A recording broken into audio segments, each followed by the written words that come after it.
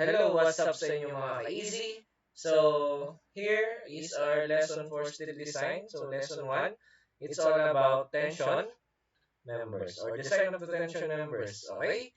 So, based on 2015 NCP, tension members has no maximum slenderness limit, but uh, it is suggested that the slenderness limit of the tension members is preferably L over R should not exceed 300, and this does not apply to rods or hangers in tension. So yun po ang slenderness limit para sa tension. Actually, wala po siyang maximum slenderness limit, pero based on NSCP at based dun sa user note na nakalagay po sa NSCP natin, ang slenderness limit or for the members design basis on tension, yung slenderness ratio po natin is L over R, but should not exceed 300. Okay? And it is suggested that it does not apply to the rods or hangers in tensions. And then, in the design of tension members, we have three limit states. Okay? So the limit states are the yielding failure. Yielding failure is the limit state based on gross area. The rupture or fracture, it is based on net area, and the block shear failure.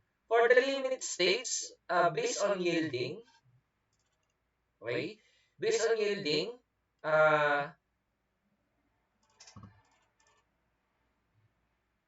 it is a limit state of inelastic deformation that occurs after the yield stress is reached. No? So yun po yung description para sa ating yielding failure. For our rupture or fracture failure, it is the limit states when the applied load fractures the member after it has reached its ultimate stress. So kapag daw po yung load natin is or yung load na nag-a-apply sa ating tension member is na-damage or nasira na yung member kung saan siya naka-apply after reaching the ultimate stress or yung pinakamataas na stress na kayang marating ng ating steel or ng tension strength natin, yun naman daw po ay rupture or fracture failure. Pag naman po block shear failure, ito naman po yung limit states na yung pinagsamang tension failure on one plane and shear failure on its perpendicular plane. So, yun naman po yung ating block shear failure. Okay? So, unahin po muna natin yung ating first limit state na based on gross area.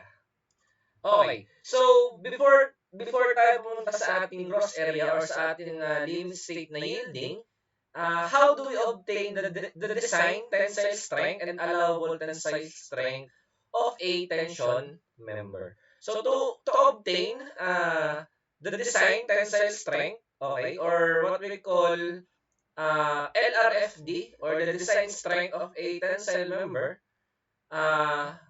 we have the formula PU is equals to Phi times Pn, wherein yung PU po, yun po yung design tensile strength or the ultimate tensile strength. Phi is the reduction factor and Pn is the nominal stress of a tension member. While to obtain the allowable tensile strength, Pa, that is our symbol, so Pa is equals to Pn over omega, wherein yung Pa po natin is the allowable tensile strength, Pn is the nominal tensile strength, and omega as our factor of safety.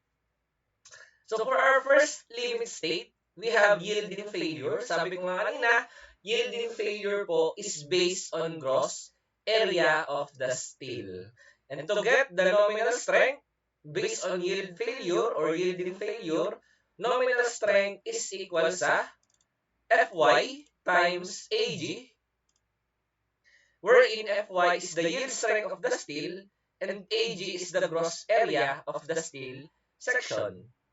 No? And then yung gagamitin po natin reduction factor to get our design tensile strength or the ultimate tensile strength is 0.9 for the yielding failure, and our factor of safety is 1.67. No, ito pong reduction factor at ito pong ating factor of safety is for yielding failure lamang. No, na 0.9 at 1.67. Okay? So, para mas mag-gets nyo po, sagutan po natin ang ating first example. Sa ating first limit state, which is yielding failure. So here is our example number 1. Sabi dito, the lap joint of a tension member is shown in the figure. The plate is 252 mm wide and 12 millimeters thick. The bolts are 20 mm in diameter and the holes are 3 millimeter larger than the bolt diameter. Steel is A36, so kapag ka po A36, meaning po, yan po ay grade 36, meaning yung kanya pong Fy is 36 KSI. Okay? Pero in English or in metric system, 36 KSI is equal sa 248 megapascal. No? So we can convert by multiplying 36 KSI by 6.9, no? Para po maging megapascal. And our Fu is equal sa 400 megapascal. Determine the ultimate value of P based on tension on gross area and allowable value of P based on tension on gross area. No? So, mag-focus muna po tayo dito sa ating based on tension on gross area. So, ito po yung ating figure. Yung lapad po ng ating plate kung saan po yung ating force P is 252 millimeters or 4 na 63. Ano? So, pag pinagsama-sama nyo po yan po ay 252 millimeters. Okay? And then, yung thickness daw po ay nakalagay na sa ating figure. We have 12 mm thickness. Okay? So, kanina na-discuss natin kung paano kumuha ng nominal load or nominal strength. So, to get the nominal strength of the tension member, we have Pn is equal sa Fy Ag. Okay? So, doon po sa ating given, Fy is equal sa 248 megapascal.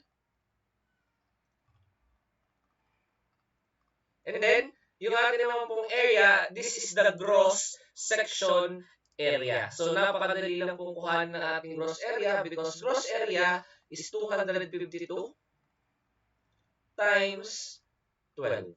Okay? So, kapag nakuha natin yan, evaluate natin. 252 times 12. Okay? So, we have 3,024 mm square. Okay? And then, let's determine its nominal load or the nominal strength Pn. So, Pn is equal sa 248 times 3,024.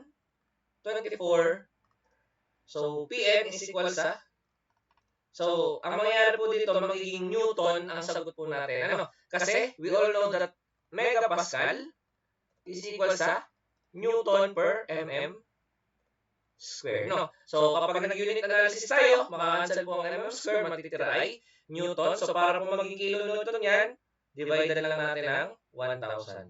Ano? So, Pn in kilonewton is equal sa, so, evaluate natin, 248 times 3,024 divided by 1,000. So, ang atin pong Pn or nominal load is 749.952 kilonewton. Okay? 749.952 kilonewton. Pero hindi pa dyan po natatapos ang ating pagsusolve. So, ang una pong pinapahanap sa atin is the design value of P based on tension on gross area. So, the design is Pu. So, based on 2015 NSCP, Pu is equal sa reduction factor times the nominal load. So, para po makuha natin yung ultimate load, So, ang reduction factor po na gagamitin natin for yielding is 0.9. So, tatandaan nyo po for yielding, 0.9 po yun. Kasi kapag tayo ay for fracture or rupture at saka for block shear, mag-iiba na po ang ating reduction factor. Okay? So, ang ating pong reduction factor dyan is 0.9 times yung PN po natin na 749.952. So, our ultimate load or ultimate value of P is equal sa 0.9 times 749.952. So, ito po ang ating magiging ultimate value of P. 674.96 kilonewton. 674.96 kilonewton. And this would be our final answer for question number 1. For example number 1. Okay? So, easy lang po yan. Okay? So, para lang po kayo nag-ano dito, nag-MDB, no? Fy is stress, and then Ag, and then Pn is the load, no? So, kapag ina-reach yan, para kayo nagsosolve lang ng stress na P over A, no? Is equals to stress. Okay? So, for number 2, ang tinatanong po naman dito is the allowable value of P based on tension on gross area. So, that is PA. So, PA is equal sa Pn over omega. And we all know that omega for yielding limit state is 1.67. And we have our Pn na 749.952. No? So, dahil substitution na lang po yan, 749.952 divided by omega or factor of safety na 1.67, PA would be 749.952 over 1.67, okay, is 449.07. 449.07 kilonewtons. No? O kaya, pwede po natin gawin, no? So, yung nakasanayan po namin dati na ang allowable tensile strength is equal sa 0.6 Fy Ag or 0.6 Ag. No, wherein ito pong 0.6 is the reciprocal of 1 over 1.67. Okay? So, pwede po natin siyang i-try. 0.6 times yung Pn, 0.6 times 749.952. That would be, ayan. So, 449.97. So, meron po siyang discrepancy kasi itong 1.67 putol po yan. Ano? So, kung itatry po natin 1 over 1.67, so yun po ay 0.59999 or 5988. So, yun po ay approximately 0.6. No? So, ito po yung dati namin nakasanayan. Pero, yun nga, based on NSCP 2015, yung ating pong allowable strength is Pn over omega. So, ito na lang po siguro ang gamitin natin. So, our final answer for question number 2 is 449.07 kilonewtons. No? So, I hope na nakuha nyo po ito. Okay? So, napakadali pa lang po niyan based on gross area.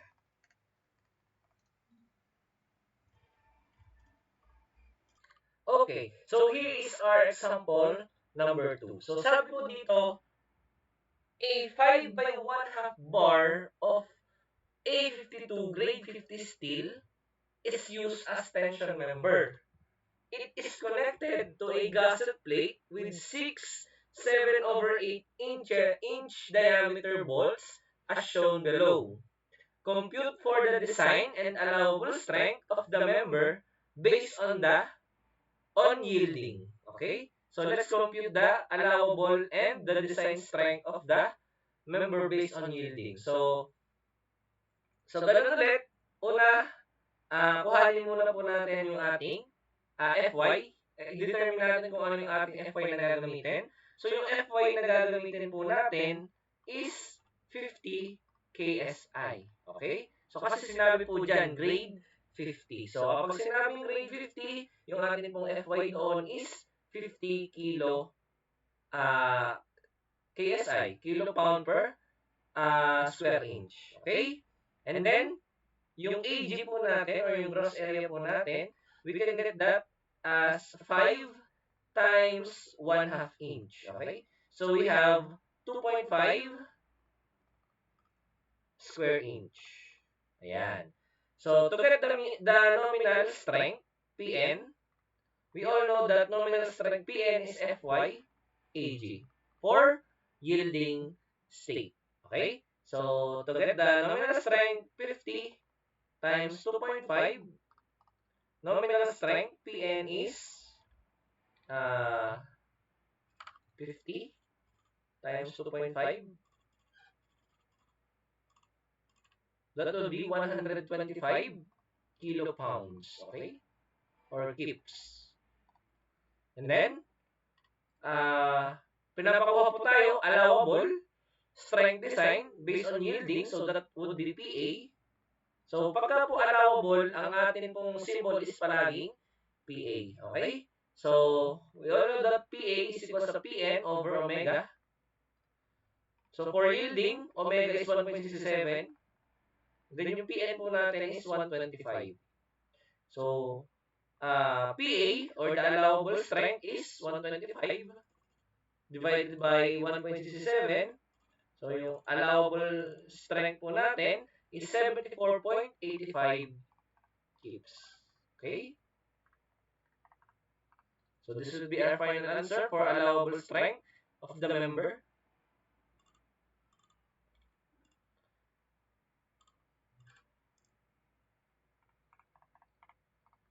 Okay? And then, for the design strength, PU, we all know that PU is PN. Okay? And the reduction factor for yielding is 0.9. And then PN is 125 kips. So, the ultimate strength of our member is equal sa 0.9 times 125. So, that would be 112.5 or 112.5 kilo pounds. And that would be our final answer for the design or ultimate strength of the member, tension member. Easy. Okay? So, I hope you watch part 2 para po sa ating sunod na limit state, which is rupture or fracture failure. So, this is all for our first video or part 1. The design of tension members, limit state, yielding.